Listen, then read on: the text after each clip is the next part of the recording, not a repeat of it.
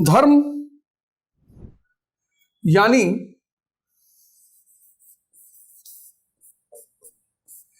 नियम। किसका? मानव के उत्थान का।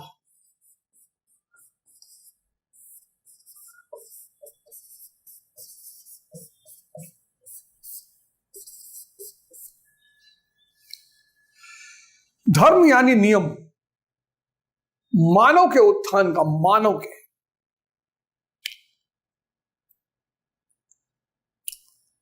किसने बनाया और कहां लिखा है? अब ये सब बातें समझ लेने पर समझ मानव के लिए इतनी बड़ी वरदान है।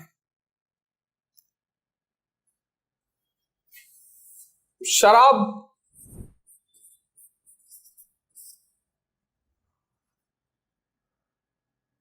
ने विध्वंस ही किया, जुआ ने विध्वंस ही किया, वैश्यावृत्ति विध्वंस किया,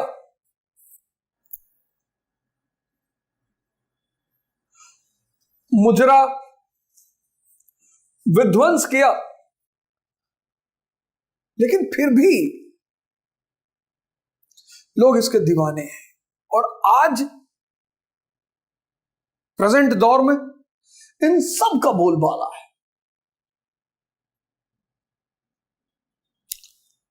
इन सब का बोलबाला आज प्रेजेंट दौर में, इन सब चीजों ने समाज को बर्बाद किया, व्यक्ति को बर्बाद किया, परिवारों को बर्बाद किया। बहुत भुक्तभोगी हैं इसके, बहुत भुक्तभोगियों की एक लंबी कतार है। और आज इन सब का बोलबाला है। ये बार कहने की जरूरत नहीं, पता नहीं कौन कौन से खेल आ गए हैं जुए के रूप में। अभिनेता और खिलाड़ी उसका प्रचार कर रहे हैं। ये इसका रूप बदल गया, कॉल गर्ल, ये नाइट क्लब्स। ऐसा क्यों है कि जानते बूझते हुए भी कि ये चीज मुझे खराब कर देगी, ये बात जानते हुए भी हम उस चीज के पीछे भागते हैं? यही अज्ञानता है। कोई तो वजह होगी, कोई तो वजह होगी कि हम जानते हैं कि ये चीज हमें बर्बाद कर देगी, हम फिर भी उसके पीछे भागते हैं। इसकी वजह क्या है? अज्ञानता।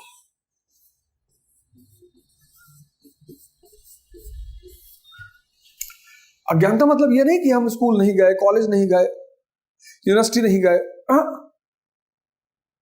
अज्ञानता मतलब कि हम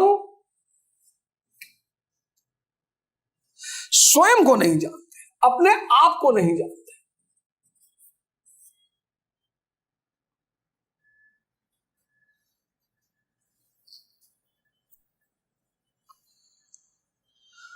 यही अज्ञानता है।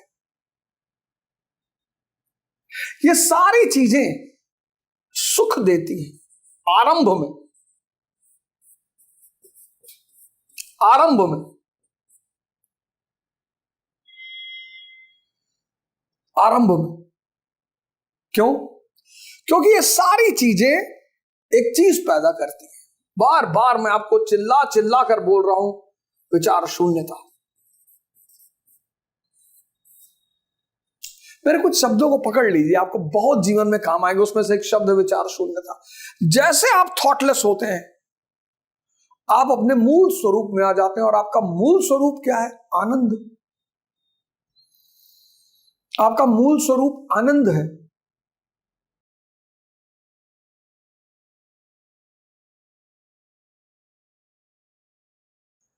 आपका मूल स्वरूप क्या है? आनंद। ये जो आप ढूंढ रहे हैं ना, ये इसके पीछे भागना ही अज्ञानता है।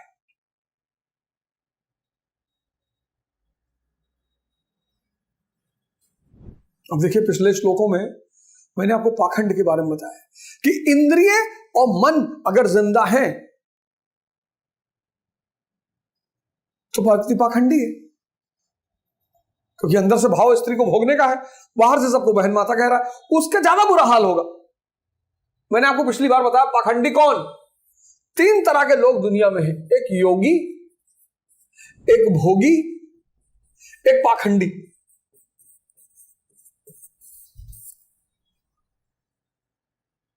ये इंद्रिय और मन का संबंध बाकी है, भोग की लालसा है लेकिन बाहर से योगी है, तो ऐसा आदमी पाखंडी है, क्योंकि अंदर ही लड़ रहा है, उसके अंदर ही युद्ध चल रहा है, उसके अंदर अंधकार है।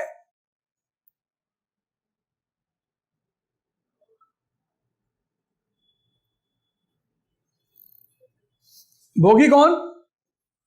जो इंद्रिय और मन के स्तर पर जी रहा है कि भैया हमको तो स्त्री चाहिए, हमको शराब चाहिए, और वो स्वीकार करता है। ये जो इंद्रिय और मन के संबंध से बाहर चला गया, शुद्ध चैतन्य, सिर्फ आनंद। सिर्फ लोग कहते हैं ना कि यार बुद्ध महावीर में कोई फर्क क्यों नहीं पड़ता? शुद्ध चैतन्य, जिस आदमी को दिखाई पड़ गया कि मृत्यु होती नहीं, उसे क्यों दुख होगा?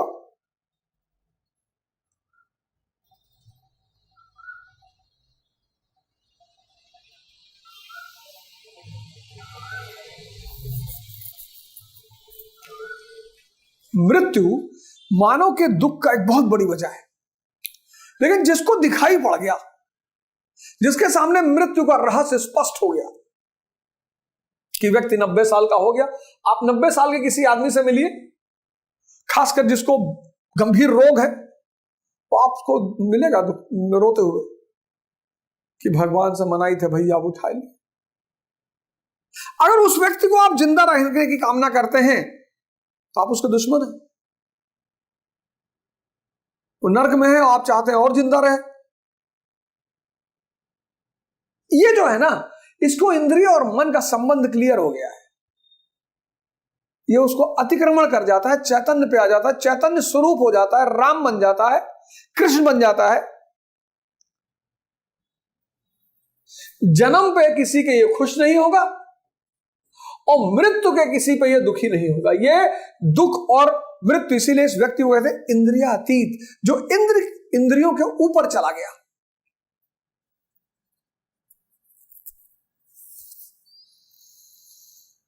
फिर मैंने पिछली बार आपको बताया यज्ञ ही कर्म है, होश साधना। होश साधते चले जाओगे, मन मरता चला जाएगा। होश यही यज्ञ है, होश यज्ञ ही कर्म है। होश साधना, निरंतर ध्यान सांसों पे रखना। होश साधते लगोगे, मन मरना शुरू हो जाएगा। एक समय आएगा जब तुम सिर्फ होश, चैतन्य बचोगे।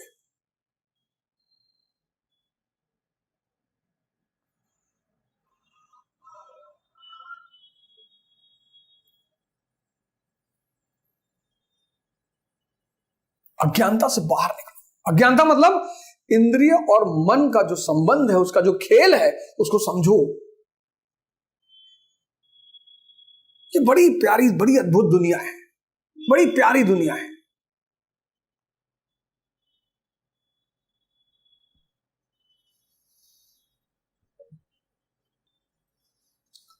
पिछली बार मैंने आपको पाखंड बताया, यज्ञ बताया। पिछली बार मैंने आपको बताया कि संग दोष, एक शब्द इस्तेमाल हुआ है, संग दोष। आपने शायद ध्यान दिया होगा, संग दोष। अब सामान्य भाषा में अगर आप देखो तो दुर्योधन संग दोष का शिकार है।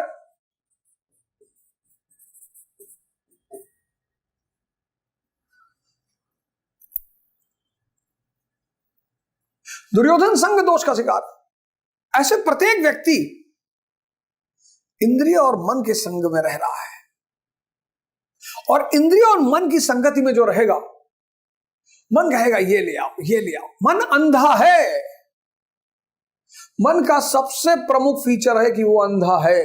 कितने बच्चे हैं, कितने युवा हैं जो डेली हस्तमैथुन कर रहे हैं। मैसेज आता है मेरे पास और रो रहे हैं। करवा कौन रहा है? मन, इंद्रियां। और ध्यान के अभाव में मन बाली हो चुका है, आदि शक्ति आपकी खींच लेता है। संग दोष। आप मन की संगत में हो या चेतना की संगत में हो, और बाली को एक ही आदमी मार सकता है, राम यानी होश। इन सारी चीजों की मैंने पिछले श्लोकों में चर्चा की। अब जो हम अगला श्लोक पढ़ने जा रहे हैं, 10वां श्लोक, अद्भुत श्लोक है, अद्भुत। 10वां, सहयज्ञ प्रजा सृष्टवा पुरोवाच प्रजापति अनेन प्रसविष्य देवमेश वास्तुष्ट कामाधुक। प्रजापति ब्रह्म ने कल्प के आदि में यज्ञ सहित प्रजा को रचकर कहा कि इस यज्ञ द्वारा वृद्धि को प्राप्त हो। कितने शब्द यहां आ रहे हैं। प्रजापति ब्रह्मा, ये कौन है भाई? कल्प, ये क्या है? यज्ञ सहित प्रजा, ये क्या है?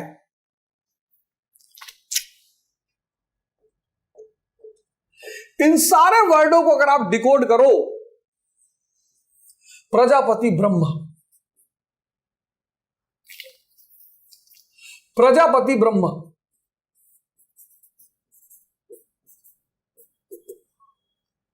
कल्प, यज्ञ सहित प्रजा,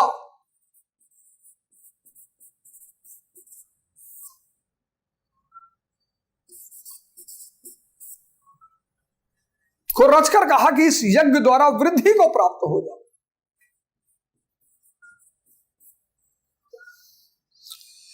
यह यज्ञ तुम लोगों को इष्ट कामाधुक, इष्ट की इच्छा वाला बना देगा। किसकी इच्छा? इष्ट। इष्ट बता चुका हूं, इष्ट चिंतन अनिवार्य है।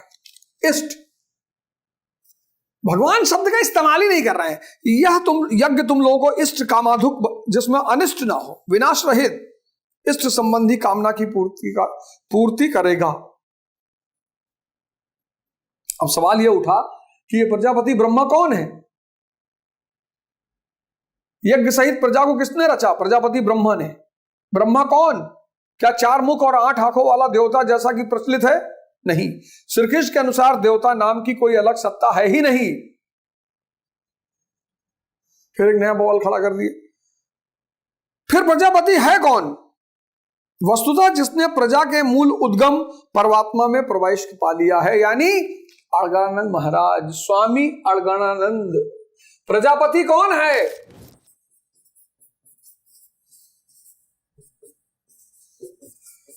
स्वामी अड़गड़ानंद, ये प्रजापति हैं।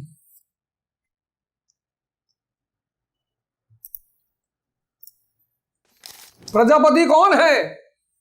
स्वामी परमहंस।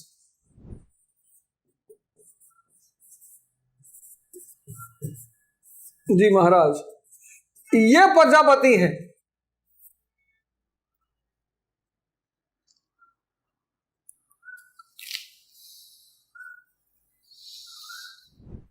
जिसने प्रजा के मूल उद्गम, प्रजा कौन है?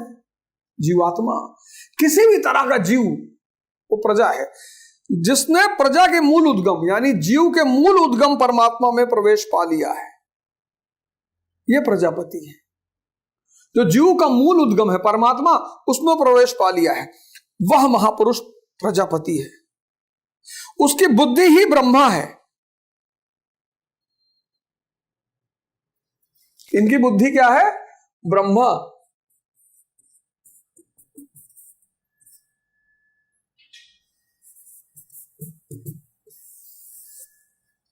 ब्रह्मा माने रचयिता। शिव का स्वरूप है इनका। शिव का स्वरूप है शिव, अहंकारहीन। चंद्रमा जैसा मन, शीतल, विष्णु जैसा चित्त,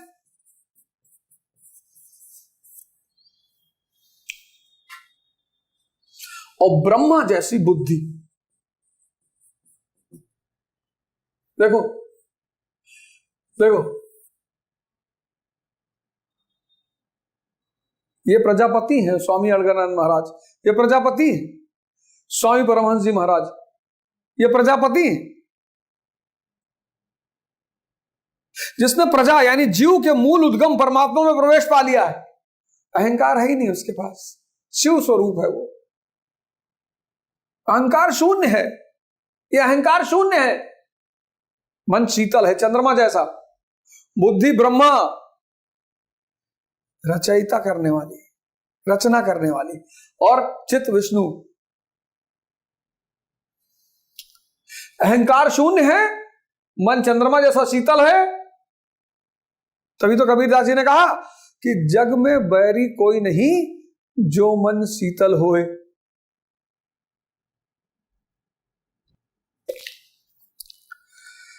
अहंकार शिव बुद्धि अज मन शशि चित महान, यही लिखा है रामचरितमानस में। अहंकार शिव बुद्धि अज मन शशि चित्त महान। उस समय बुद्धि यंत्र मात्र होती है, उस पुरुष की वाणी में परमात्मा ही बोलता है। हमसे कहे गीता स्वामी,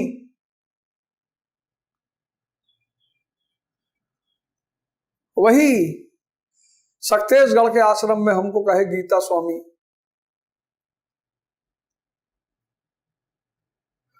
दीपक बाबा, आशीष बाबा,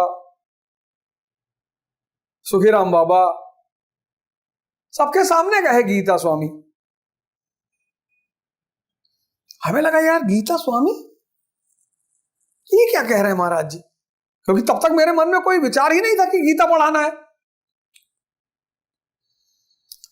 तब तक मेरे मन में कोई विचार ही नहीं था कि गीता पढ़ाना है, कहे गीता स्वामी।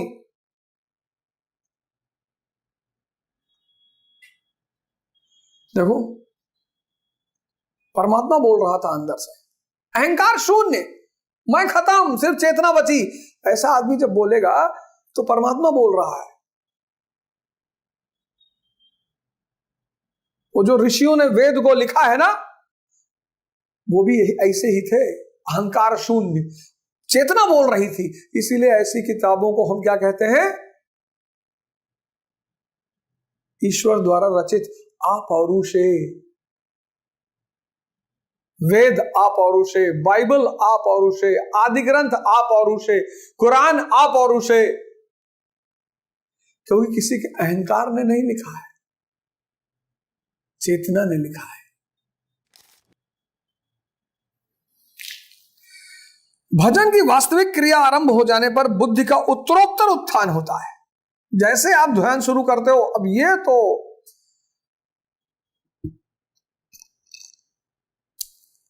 1,00,000 करोड़ का ये भी पैराग्राफ है, मतलब ये किताब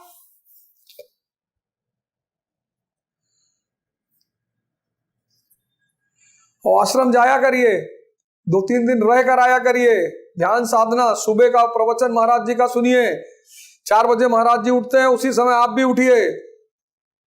जो आदमी 100 साल का आदमी अगर अपने आप को उसकी संकल्प शक्ति देखिए, उस भगवान की आप संकल्प शक्ति अनुशासन देखिए, वो 100 साल का गुरु हमारा, 100 साल।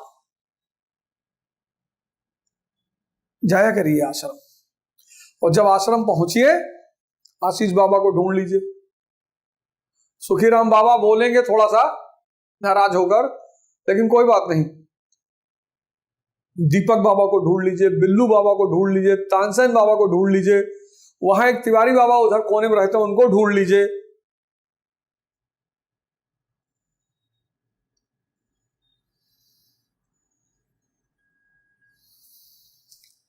गुरु महाराज की अमृत वाणी है, कबीर के सारे दोहों पर स्पष्टीकरण भजन किया उन्होंने, प्रवचन किया है।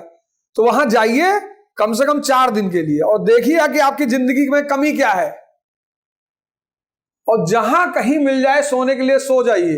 सक्तेशगढ़ जाइए, रहने खाने पीने की, वॉशरूम की, सबकी उत्तम व्यवस्था है। वहां एसी और सुविधा मत ढूंढिए, बस जाइए देखिए कि आपके जीवन में कितना अनुशासन और संकल्प है। और 4 दिन रहकर आइए, कम से कम 4 दिन, तब आपको पता चलेगा कि यार मेरे अंदर कमी क्या है। यार उनको देखिए सुबह 8 बजे जब वो प्रवचन करने बैठते हैं कि यार ये 4 बजे उठ के नहा धो के तैयार हो प्रवचन कर रहा हूं मैं। भजन की वास्तविक क्रिया आरंभ हो जाने पर बुद्धि का उत्तरोत्तर उत्थान होता है। अब ये चीज आप अपने अंदर चेक करिए कि प्रजापति शब्द क्लियर हो गया। वो महापुरुष जो परमात्मा में प्रवेश कर चुका है, जो शिव जैसा है, अहंकार शून्य, जिसका मन चंद्रमा जैसा है, जिसका चित्त विष्णु भगवान जैसा है, जिसकी बुद्धि ब्रह्मा जैसी है, वो प्रजापति है। 4 हाथ, 4 सिर। इसलिए मैं कहता हूं हिंदू धर्म बड़ा महान धर्म है। सारे दर्शन को कहानी में बदल दिया, फिर उसका रेखा चित्र, फिर उसका स्वरूप बना डाला, फोटो बना डाला।